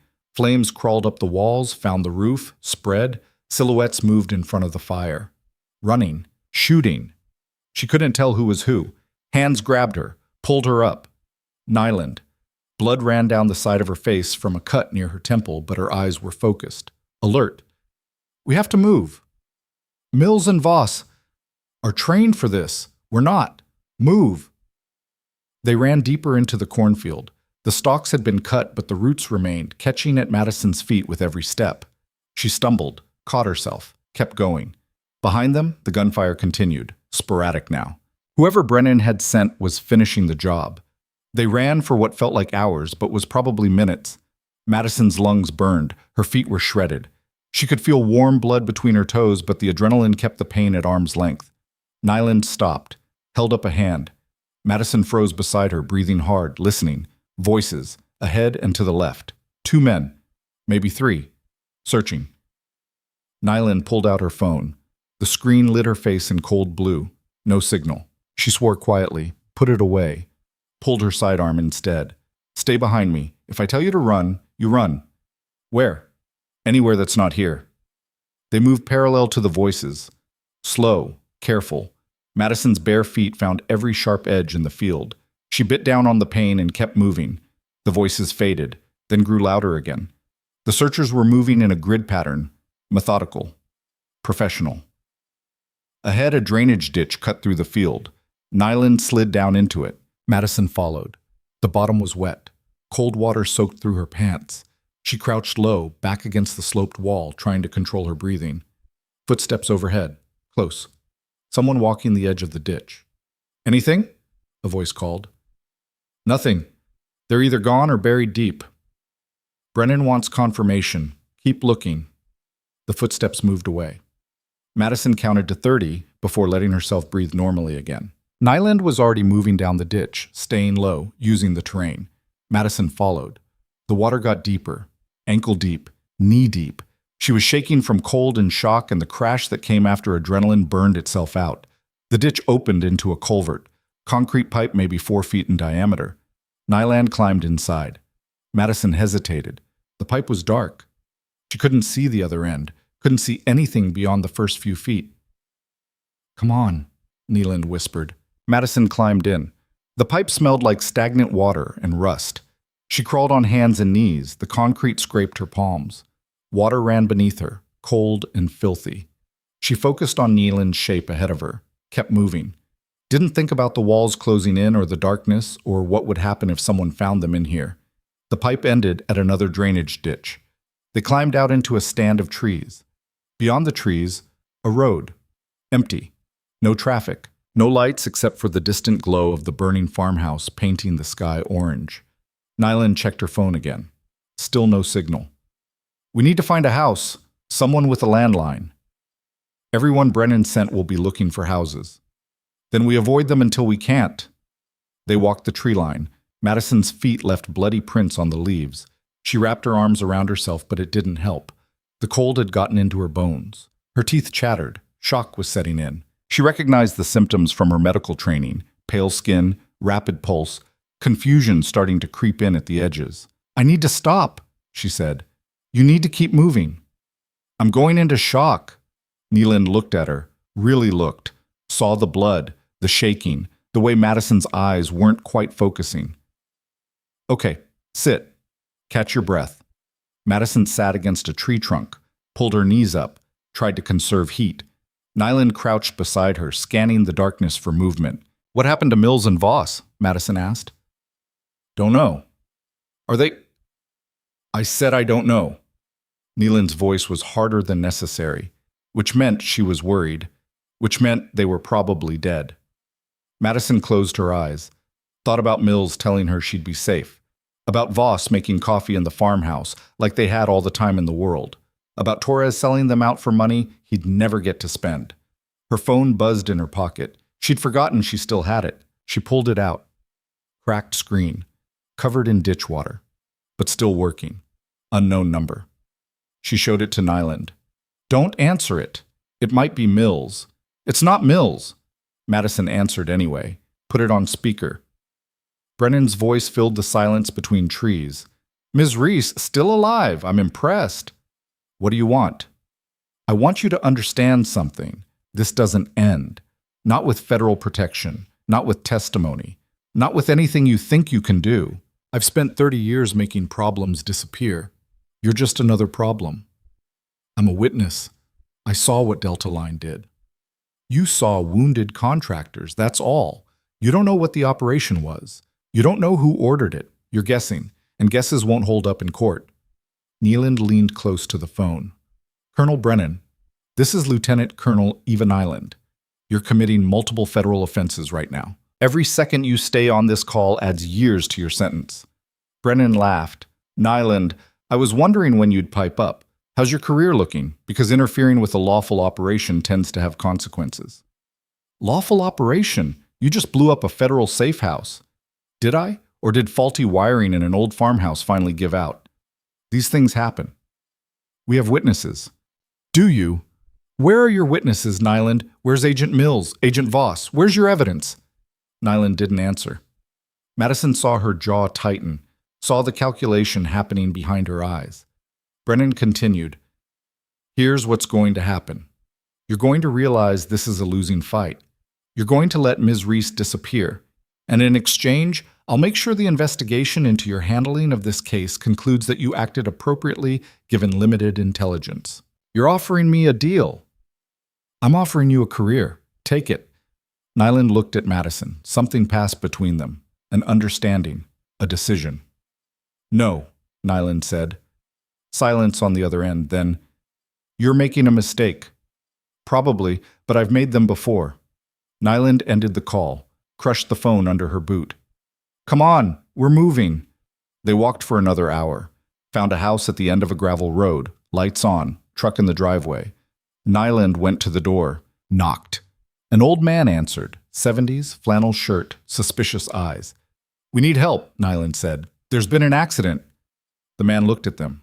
Took in the blood, the dirt, Madison's bare feet. What kind of accident? The kind where we need to use your phone. He stepped back. Let them inside. His wife appeared from the kitchen, same age, same wariness. But she saw Madison's feet and disappeared, came back with a first aid kit and a basin of warm water. Sit, she said, not a request. Madison sat. The woman cleaned her feet with careful hands, picking out gravel and debris, wrapping them in gauze. Nyland used the landline in the hallway. Madison couldn't hear what she was saying, but she could hear the tone. Urgent, controlled. The voice of someone calling in favors she'd been saving for exactly this moment. Nyland hung up, came back. Help's coming. 40 minutes. Who? People I trust. People Brennan doesn't own. The old man brought coffee, strong, black. Madison wrapped her hands around the mug and let the heat seep in. The woman finished bandaging her feet, then brought blankets. Neither of them asked questions. Maybe they'd been through enough in their lives to recognize when silence was the kindest thing you could offer. 38 minutes later, headlights appeared at the end of the road. A convoy. 4 vehicles. Men and women in tactical gear who moved with precision that said military. Not contractors. Not compromised. Just soldiers doing their job. The ranking officer approached. A woman. Captain's bars. Hard face. Colonel Nyland, we're here to extract. Appreciated, Captain Ross. What's the status at the farmhouse? 2 federal agents recovered, both alive, multiple hostiles dead, scene secured. We've got Brennan's people in custody. Madison felt something loosen in her chest. Mills and Voss were alive. They'd survived, against odds that should have killed them. What about Brennan? Nyland asked. Gone. Electronic monitoring was disabled. We've got an APB out, but he's in the wind. He won't run far. Men like him don't run. They fight. Captain Ross nodded. Which is why we're moving Ms. Reese to a military facility. Full security, no outside contact. Brennan won't get within a mile. They loaded into the vehicles. Madison in the second one, surrounded by soldiers who didn't speak, didn't look at her, just maintained watch on the darkness outside. The convoy moved fast. No sirens, no lights, just speed and discipline. They drove for 2 hours, changed roads 6 times, doubled back twice. Anti-surveillance protocols. By the time they reached the facility, Madison had no idea what state she was in, much less what county. The facility was military, active duty. Gates, checkpoints, soldiers with live ammunition who took their jobs seriously. They took her to a medical bay where a doctor examined her feet, rebandaged them properly, gave her antibiotics and pain medication she refused because she needed her head clear. Nyland appeared in the doorway. She'd been cleaned up too. The cut on her temple was stitched and covered with a neat bandage. She looked exhausted. Mills wants to see you, Nyland said. They walked to another wing. Mills was in a hospital bed with his arm in a sling and burns on the side of his face that would scar. Voss sat in a chair beside him, her leg elevated, wrapped from ankle to knee. Both of them looked like they'd fought their way through hell, which Madison supposed they had. You made it, Mills said. His voice was rough, smoke damage. So did you. Barely. They came in hard. Military-grade weapons, flashbangs, the works. He shifted in the bed, winced. We took out 4. Brennan had 8. 8 contractors to kill 1 person. You're worth it to him. You're the thread that unravels everything. Madison sat in the chair across from Voss. What happens now? Voss answered. Now we finish what we started. Torres is talking, gave us bank records, communication logs, names of everyone in Delta Line who's still breathing. And Brennan? We'll find him. He's got resources, but he's also got ego. He'll surface, make a move, and when he does, we'll be waiting. The prediction came true faster than any of them expected.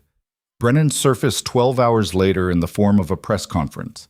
He stood in front of a building that housed a law firm in downtown Riverside County, flanked by attorneys in expensive suits, and told the world his story. Madison watched it on a television in the facility's common room. Nyland stood beside her. Mills watched from his wheelchair. Voss leaned against the wall, arms crossed. Brennan looked calm, composed. A man wrongly accused and finally given a chance to defend himself.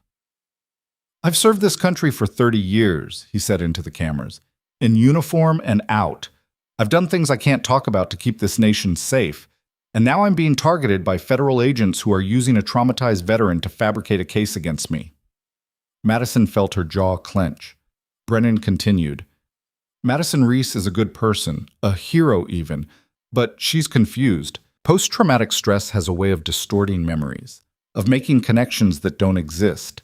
The federal agents protecting her have convinced her that contractors doing legal work in Afghanistan were actually running illegal operations. It's simply not true. One of the reporters shouted a question. What about the testimony from Captain Torres? Captain Torres was coerced, threatened with treason charges unless he cooperated. He said what they wanted him to say. It's unconscionable. Another reporter. What about the raid on the farmhouse? I had nothing to do with that. My understanding is that it was a tragic accident, electrical fire. Wrong place, wrong time. Nyland turned off the television. He's good. I'll give him that. He's lying, Madison said. Of course he's lying, but he's doing it in a way that sounds reasonable, that plants doubt, that makes you look unreliable. Nealon faced her. This is what we're up against, not just a man with resources, a man who knows how to manipulate public perception. So what do? We build a case so airtight that perception doesn't matter. We find physical evidence, documents, communications, something Brennan can't explain away. Mills spoke up from his wheelchair. Torres said Brennan kept operational files, hard copies, old school, in a safe at his property. We can't search his property without a warrant, Voss said, and no judge will sign a warrant based on testimony from a coerced witness. Then we don't ask for permission, Nyland said. Everyone looked at her. You're talking about an illegal search, Mills said. I'm talking about doing what needs to be done. Brennan's going to walk if we play by rules he's already broken. Madison stood. I'll do it. You'll do what? I'll get into his property, get the files. Absolutely not, Nealon said. You're a civilian. You're not trained for... I'm a combat medic who survived 3 deployments. I know how to move quietly. I know how to assess risk, and I'm the only person Brennan won't expect. Madison met Nyland's eyes. He thinks I'm locked down, protected. He thinks he's won. Let's prove him wrong. Nyland studied her, long enough that Madison thought she'd refuse. Then, if we do this, we do it right. Full tactical support, surveillance, extraction plan, and if it goes sideways, you abort immediately. Agreed. And you follow my lead. No heroics, no improvisation. I'm a medic, not a hero. Nealon almost smiled. That's what worries me. They spent the next 18 hours planning.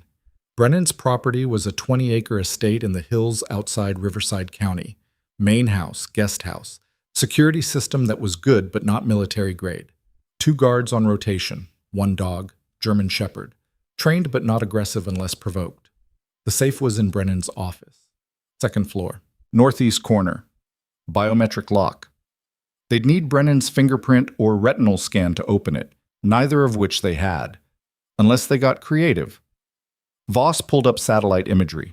He goes to the main house every evening, 7 p.m., like clockwork, spends 2 hours in his office, leaves at 9. So we have a 2-hour window, Madison said. If we can get past the guards, the dog, the security system, and the locks on the doors. Voss zoomed in on the property. It's not impossible, but it's close. Mills leaned forward. There's a service entrance, back of the property, used by landscapers. Electronic lock. We can bypass it. And the dog? Madison asked. Tranquilizer, fast acting. He'll be asleep before he knows we're there. They assembled the gear. Black tactical clothing, comms, cameras, a bypass kit for the electronic lock, tranquilizer darts, and something Madison hadn't expected, a 3D printed replica of Brennan's fingerprint created from a photograph taken at his press conference. This works? Madison asked, holding up the silicon print. 60% of the time, Nyland said. If it doesn't, we'll need Plan B. What's Plan B? Still working on it. They moved at 6:30 p.m. 2 vehicles. Madison in the first one with Nyland and a tech specialist named Rivera. Mills and Voss stayed back at the facility, coordinating surveillance from remote feeds. They parked a quarter mile from Brennan's property and went in on foot. The sun was setting. Long shadows stretched across the hillside. Madison's feet still ached, but the pain was manageable. She'd wrapped them tight, worn boots 2 sizes too big to accommodate the bandages. Every step reminded her why she was doing this. They reached the service entrance. Rivera went to work on the lock. 30 seconds. The door clicked open. They slipped inside. The dog was in the yard. Rivera fired the tranquilizer dart. The animal yelped once, staggered, went down. Asleep. Not dead. They moved through the property, guest house first, cleared it, empty. Then toward the main house. Lights burned in the upstairs windows. Brennan's office. He was already there. Nyland checked her watch. "We wait until he leaves." They waited in the tree line. Madison counted her breaths, watched the windows. At 8:45, Brennan appeared, stood at the window, looked out at the yard like he was searching for something he couldn't name. Then he turned away. The lights went off. 5 minutes later, he walked out the front door, climbed into his car, and drove away. "We're up," Nyland said. They moved to the main house. Rivera bypassed the security system. The back door opened. They were inside. The house smelled like expensive wood and older money. Artwork on the walls. Carpets that cost more than most cars. The kind of place where violence seemed impossible until it wasn't. They climbed the stairs. Found the office. The safe was exactly where Torres had said, behind a painting of a mountain landscape that looked like something out of a corporate lobby. Nyland removed the painting. The safe was biometric. Fingerprint scanner. Rivera pulled out the replica print, pressed it against the scanner. Nothing happened. He tried again, adjusted the angle. Still nothing. "It's not working," he said. "Plan B," Nyland said. She pulled out a small device, pressed it against the safe. "This is a thermal bypass, reads the heat signature of the last fingerprint used. Takes about 3 minutes." They didn't have 3 minutes. They had however long it took Brennan to realize he'd left something behind and come back. Rivera activated the device. A small screen lit up, numbers scrolled. Madison watched the door. Listened for sounds. Footsteps. Voices. Anything that said their window was closing. 2 minutes passed. The device beeped. The safe lock disengaged. Nyland pulled it open. Inside, 3 hard drives, a stack of files, and a small black notebook filled with handwritten notes. She grabbed everything, stuffed it into a backpack. "We're out, now." They retraced their steps, out of the office, down the stairs, toward the back door. Madison was halfway across the living room when headlights swept across the windows. Brennan was back. "Kitchen," Nyland hissed. They moved fast. Through the kitchen, toward the service entrance they'd come through. Rivera was already at the door, working the lock from the inside. Madison heard the front door open. Footsteps in the foyer. The service door clicked. They slipped through, closed it behind them. Ran for the tree line. Behind them, lights flooded the house. Brennan had discovered something was wrong. They made it to the vehicles. Engines started. They pulled away as security lights blazed across Brennan's property. Madison looked back, saw him standing in the doorway, saw the moment he understood what had just happened. They drove in silence for 10 minutes. Then Nyland's phone rang. She answered, listened. Her expression changed. "You're sure?" "Okay. Send it to me." She hung up, looked at Madison. "Mills just cracked the first hard drive. We've got video files, operational footage, Delta Line executing the mission that went wrong. What's on it?" "Everything. The compound, the raid, the civilians who died, and Brennan giving the order." Madison felt something settle in her chest. Not relief. Not yet. But something close. "Get it to the prosecutors," Nyland said into her phone. "Everything. Chain of custody documentation. Timestamps. I want this airtight." They returned to the facility. The next 6 hours were a blur of federal prosecutors, depositions, and evidence review. The video files were damning. They showed Delta Line contractors storming a compound, showed them executing targets who weren't armed, showed Brennan on a secure channel telling them to eliminate everyone and destroy the evidence. Madison sat in a conference room and watched it all. Nyland was beside her, Mills and Voss on the other side of the table, a team of lawyers taking notes. "This is inadmissible," one of the lawyers said. "Fruit of the poisonous tree. You obtained it through an illegal search." "Except we didn't obtain it," Nyland said. "An anonymous source dropped these files at a federal office 2 hours ago, complete with a notarized statement about their origin." The lawyer blinked. "What anonymous source?" "The kind that doesn't exist on paper, but the files are authentic, chain of custody is clean, and the content speaks for itself." The head prosecutor leaned forward. "If we move on this, Brennan's attorneys will tear us apart." "Let them try. We've got video. We've got testimony from Torres. We've got bank records. We've got everything we need. The prosecutor looked at Madison. And you're willing to testify? Yes. In open court, under cross-examination, knowing Brennan's team will do everything they can to discredit you. I've survived worse. The prosecutor nodded. Then we move. Tonight, federal arrest warrant, full tactical response. We bring him in before he can run. They arrested Brennan at midnight. Madison watched the footage later on a secured feed. Federal agents swarming his property. Brennan standing in his driveway in a bathrobe, hands raised, the calm finally cracking as they read him his rights. The charges were extensive. Conspiracy to commit murder, obstruction of justice, violations of the Uniform Code of Military Justice, treason, each count carrying decades in federal prison. The trial took 4 months. Madison testified for 2 days straight. Brennan's attorneys tried everything, questioned her memory, suggested PTSD had distorted her recollections, painted her as a pawn being used by federal agents with a vendetta. But the video didn't lie. The files didn't lie. Torres's testimony didn't lie. The jury deliberated for 6 hours. Guilty on all counts. Madison was in the courthouse hallway when the verdict came through.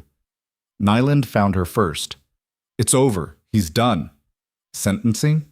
Minimum 40 years, no parole. He'll die in prison. Madison nodded. Didn't feel the triumph she'd expected. Just exhaustion. Just the weight of 4 months fighting to make people believe what she'd always known was true. Outside, reporters mobbed the courthouse steps. Brennan's attorneys read a statement about appeals.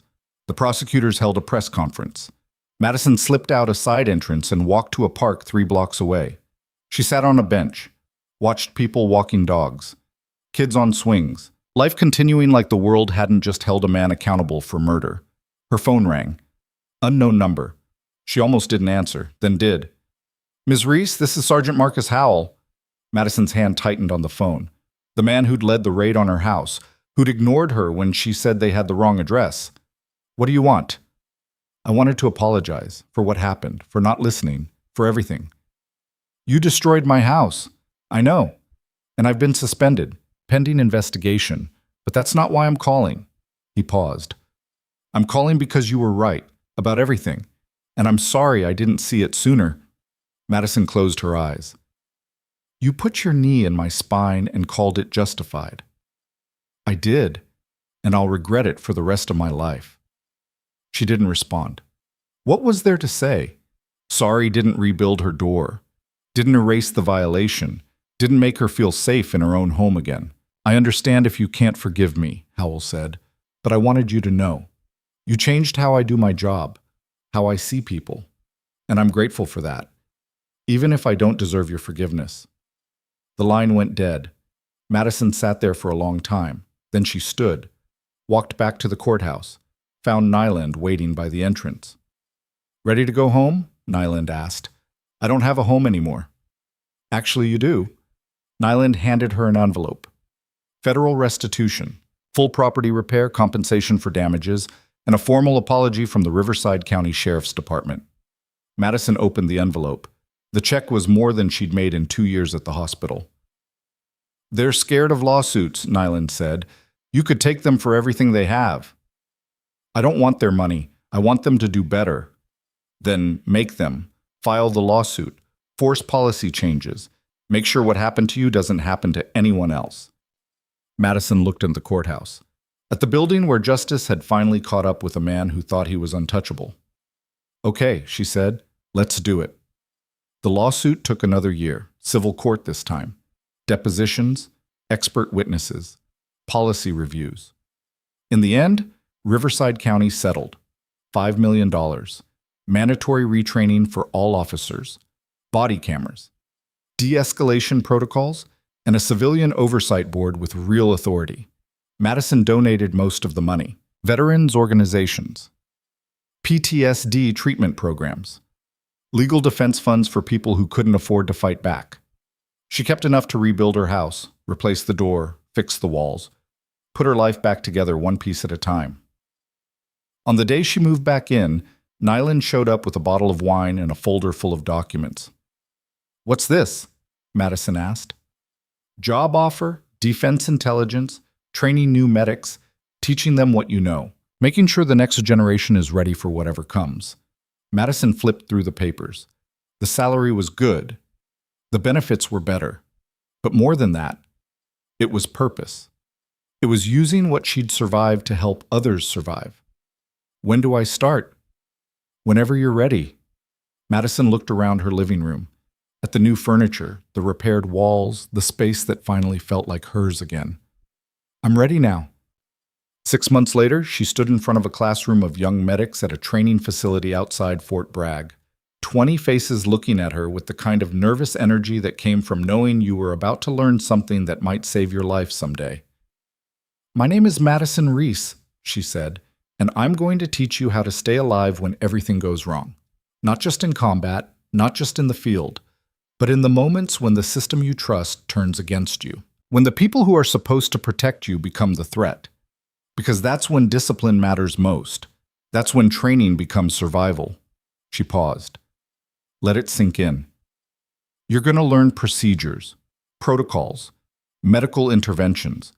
But more than that, you're going to learn how to think, how to adapt, how to recognize when something's wrong and act before it's too late.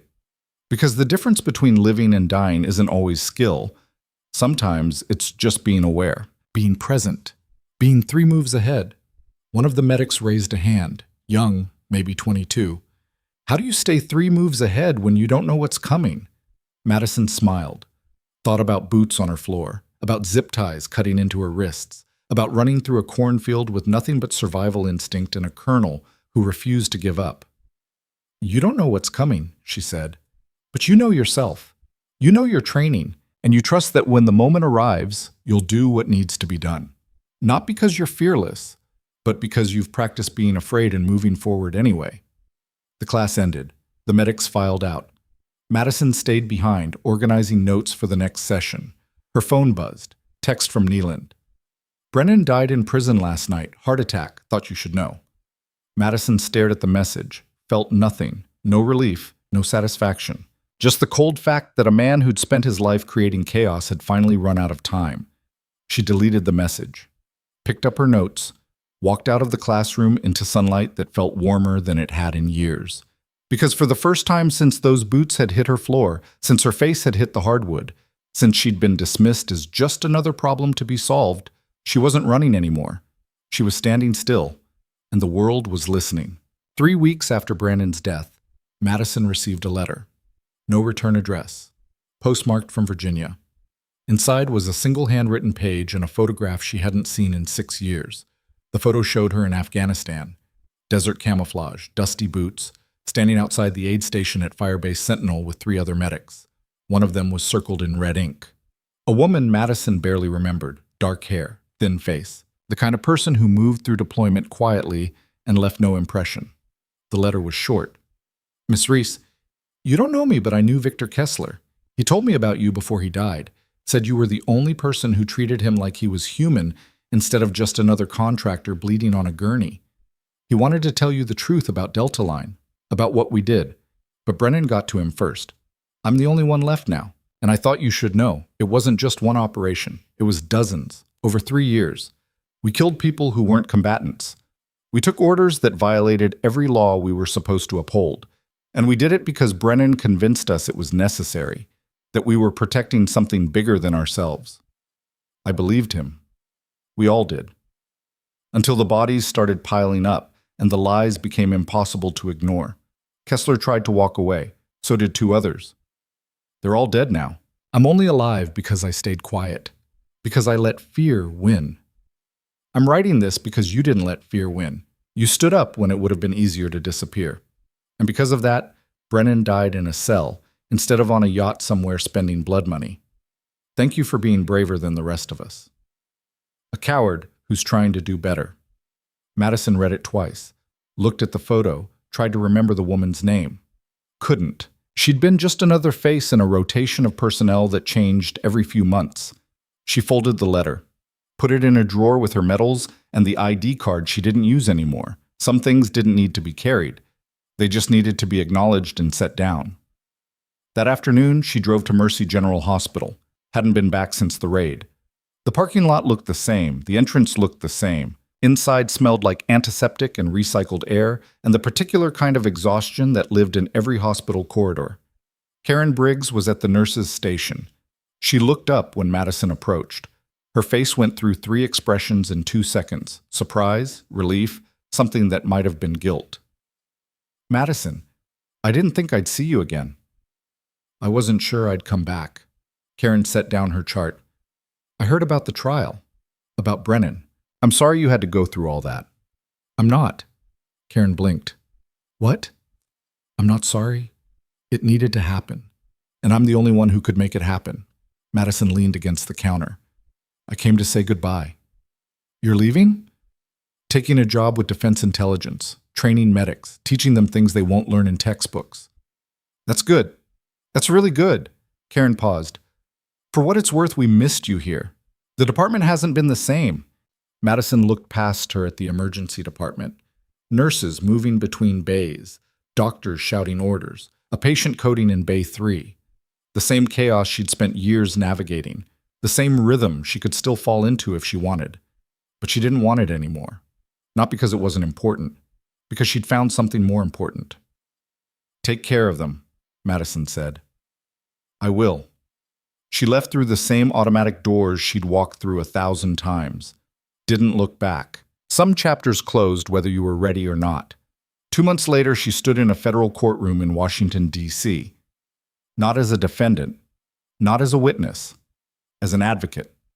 The hearing was about police reform, accountability measures, oversight boards with teeth instead of just paperwork.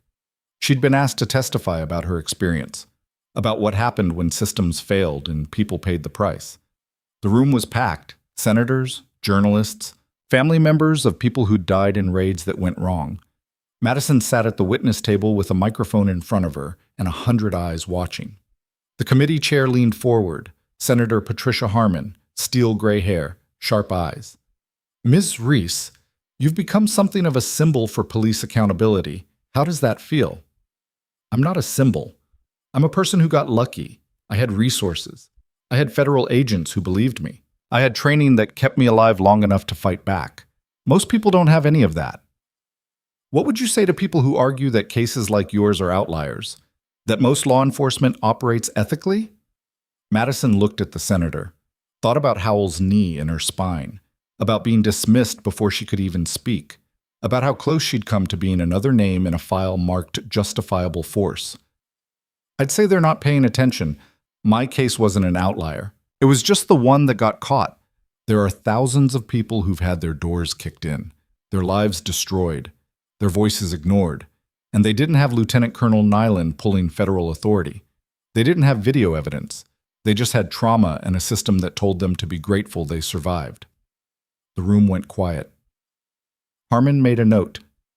"What changes would you recommend?" "Start with training. Teach officers to verify intelligence before they act. Teach them to listen when someone says you've got the wrong house. Teach them that a badge doesn't make them infallible." Madison paused. "And when they get it wrong, when they destroy someone's home, someone's life, there have to be consequences. Real ones. Not paid leave and an internal investigation that clears everyone involved." Another senator spoke up. Younger, male, skeptical. "Miss Reese, don't you think your experience has made you biased? That you're letting one bad incident color your perception of law enforcement as a whole?" "One bad incident." Madison's voice was flat. 30 armed officers broke down my door, put me on the floor, destroyed my home, and you're calling it one bad incident. "I'm saying bits whom. I know what you're saying. You're saying I should be grateful it wasn't worse, that I should move on, that I should trust the system that failed me." She leaned forward. "But here's the thing. I do trust the system. I trust it to protect itself. I trust it to minimize damage and avoid accountability. I trust it to do exactly what it's designed to do, which is preserve power for the people who already have it." "Then why are you here?" "Because I also trust that systems can change, not because the people running them suddenly grow a conscience, but because people like me refuse to stay quiet, because we make noise. We demand better. We force the system to evolve or collapse under the weight of its own corruption." The hearing continued for another 2 hours. Madison answered every question, provided documentation, shared testimony from others who'd survived similar raids. When it ended, she walked out into a hallway full of reporters. One of them shoved a microphone in her face. "Ms. Reese, do you think your testimony will actually change anything?" "I think change happens slowly until it happens all at once, and I think we're getting close to all at once." "What makes you say that?" "Because 5 years ago, nobody would have cared about a nurse who got roughed up during a raid. Now we're having congressional hearings. That's not nothing." She pushed through the crowd, made it to the street where Nyland was waiting in an unmarked sedan. "You were good in there," Nyland said as Madison climbed in. "I was angry." "Angry works." They drove through D.C. traffic, past monuments and government buildings and tourists taking photos. Like the machinery of democracy wasn't actively grinding people into dust a few blocks away. "Brennan's estate is being liquidated," Nyland said. "Prosecutors are seizing assets, $20 million in offshore accounts, properties in 3 countries, all of it gone." "Where does it go?" "Victims Fund. Families of the people Delta Line killed. It won't bring anyone back, but it's something." Madison watched the city slide past. "You ever wonder if it's worth it, fighting this hard for justice that doesn't feel like justice?" "Every day." And I keep doing it anyway, because the alternative is letting men like Brennan win." They drove in silence for a while. Then Nyland spoke again. "I got a call from the Pentagon. They want to create a task force, investigate other private military contractors, make sure Delta Line wasn't an isolated case." "It wasn't." "I know, which is why they want you on the task force." Madison looked at her. "I'm not an investigator." "No, you're a witness, a survivor, someone who understands what it looks like when the system protects criminals instead of victims." Nyland pulled over, parked, turned to face her. "You could make a real difference, not just testifying, actually building the cases, finding the evidence, making sure it sticks." "I already have a job." "You can do both. The task force would be part-time, consulting basis, and it would give you access to resources you wouldn't have otherwise." Madison thought about the letter, about the woman who'd stayed quiet out of fear, about Kessler wanting to tell the truth and dying before he could. "Okay," she said. "I'm in." The task force launched 3 months later, 6 investigators, 2 prosecutors, Madison. They worked out of a secure facility outside Langley. No press, no public announcements, just quiet, methodical work tracking money and bodies and lies that had been buried for years. They found 12 other operations similar to Delta Line. Different contractors. Same pattern. Civilians killed. Evidence destroyed. Money changing hands to keep people quiet. By the end of the first year, they'd brought charges against 43 individuals. Contractors. Handlers. Government officials who'd looked the other way because it was easier than asking questions. Not all of them were convicted. Some cut deals, some disappeared, but enough went to prison that the industry noticed. Contracts dried up. Companies folded. The message was clear. Accountability was coming whether they were ready or not. Madison spent her days teaching medics and her evenings building cases. She slept less than she should have, ate worse than she used to, but she felt more alive than she had since before deployment, because for the first time, she wasn't just surviving. She was actively making the world less broken. On a Tuesday morning in April, 2 years after the trial, she received a call from Howell, the sergeant who'd led the raid on her house, who'd apologized and been suspended and was now working as a consultant for police reform initiatives.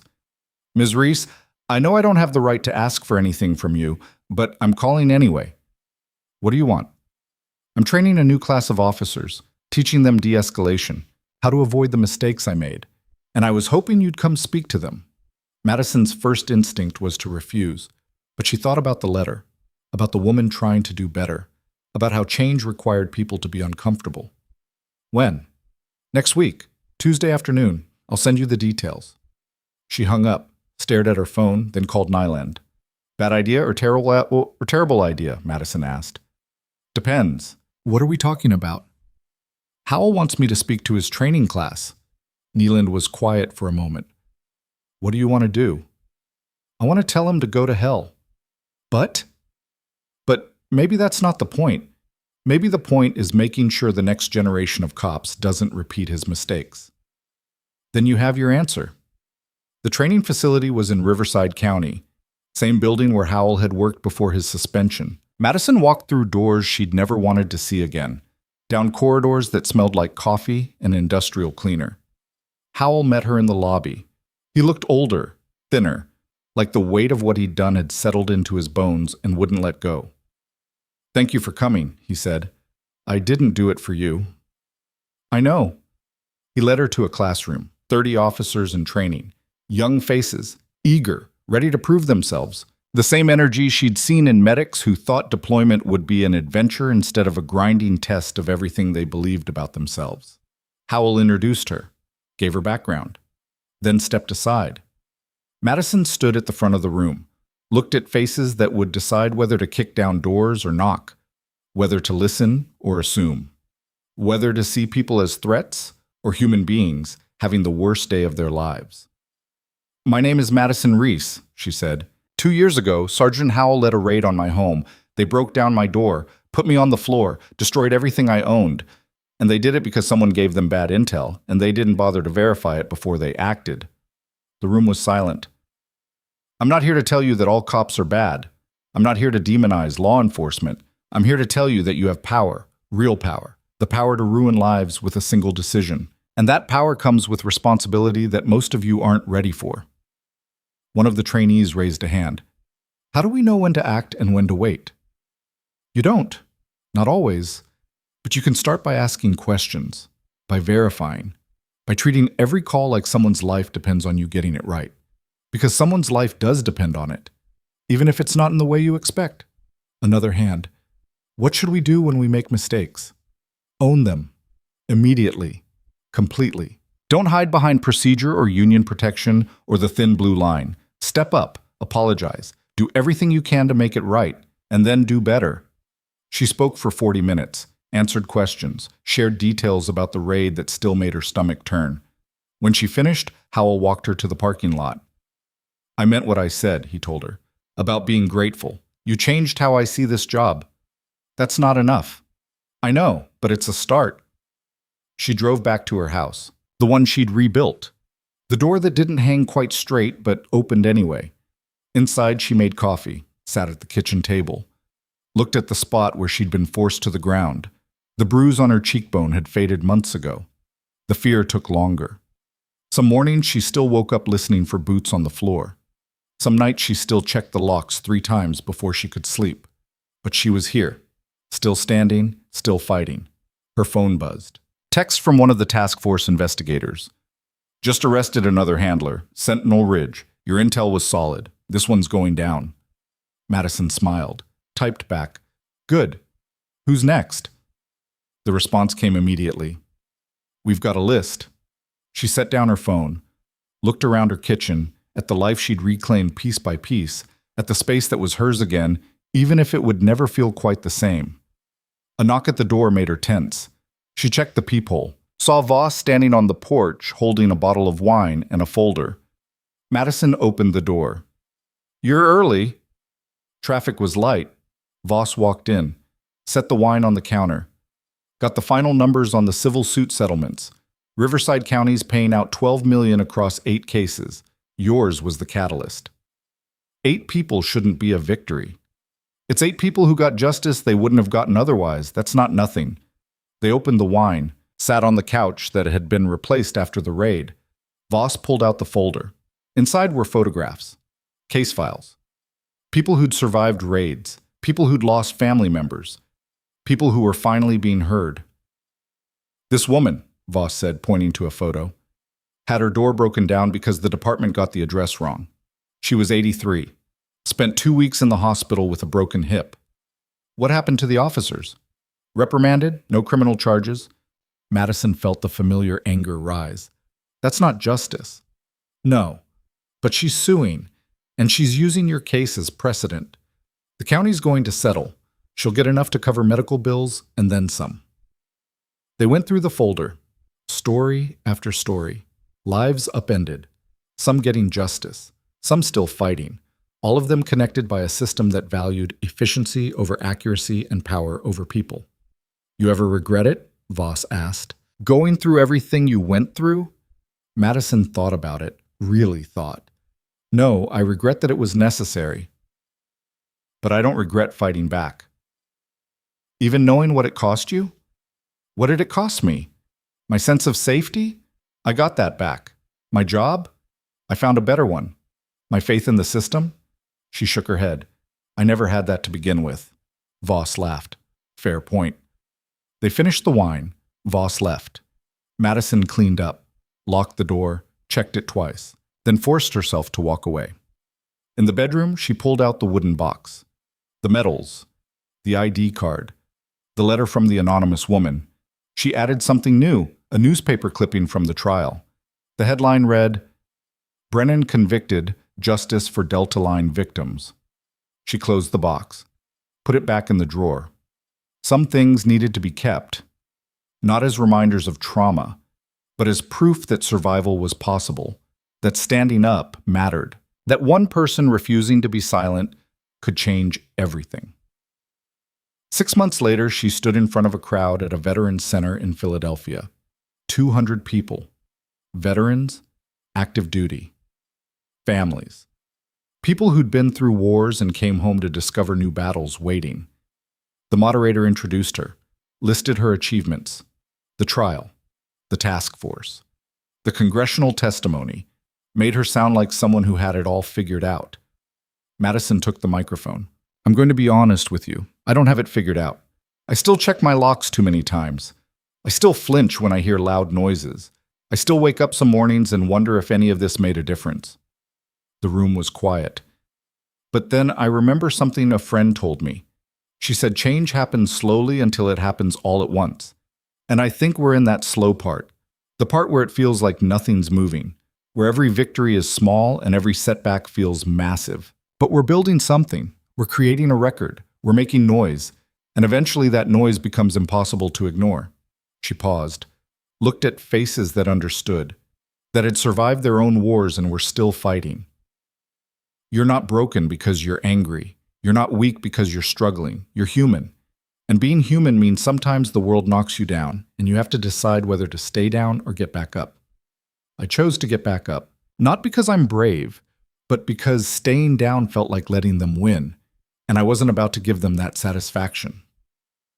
The applause started small, then built, people standing, clapping, some crying.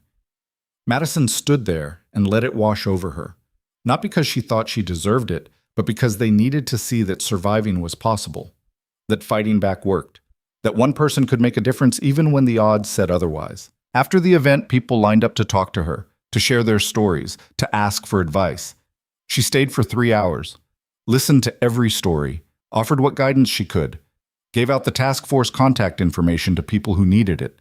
The last person in line was a young woman, early 20s, military uniform, sergeant stripes.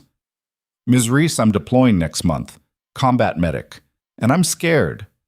You should be. Fear keeps you sharp. How do I make sure I come back okay? Madison looked at her, saw herself 6 years ago, young, idealistic, thinking deployment would be about saving lives and coming home a hero. You won't come back okay. You'll come back changed. The question is whether you let that change destroy you or define you. She pulled out a card, wrote her number on the back. When you get back, call me. I'll help you figure out which one you're dealing with. The woman took the card. Thank you. Don't thank me yet. Just survive. Then we'll talk. Madison drove back to Virginia that night. 10 hours on I-95. Radio off. Just her and the road and thoughts that came whether she wanted them or not. She thought about Kessler, about the woman who wrote the letter, about Brennan dying alone in a cell, about Torres facing decades in military prison, about Howell trying to do better, about all the people caught between doing the right thing and protecting themselves. She thought about the medics she trained, the cases she built, the testimonies she gave, the small victories that added up to something that might eventually look like justice. And she thought about her house, the door that opened, the floors she walked across without remembering blood and zip ties and boots, the space that was hers again. She pulled into her driveway at 2 a.m. The porch light was on. She'd started leaving it on. A small act of reclaiming normalcy. A way of saying this is my home and I'm not hiding anymore. Inside, she made tea, sat at the kitchen table, pulled out her laptop, opened a document she'd been working on for months, a training manual. How to recognize when a mission is compromised. How to speak up when orders don't make sense. How to survive when the system turns against you. She wrote until sunrise, then showered, changed, drove to the training facility where 20 new medics were waiting to learn how to keep people alive in situations designed to kill them. She walked into the classroom, dropped her bag, faced them. Good morning. My name is Madison Reese. I'm going to teach you how to survive, not just combat, not just trauma, but the aftermath. The part nobody talks about, the part where you come home and realize the war followed you. One of the medics raised a hand. How do we prevent that? You don't. You just learn to live with it, and you use what you learned to make sure the next generation has it easier than you did. She taught for 6 hours, covered procedures, protocols, then went off script. Here's what they won't tell you in official training. Sometimes the people giving you orders are wrong. Sometimes the intelligence is bad. Sometimes you'll be the only person in the room who sees the problem. And when that happens, you have a choice.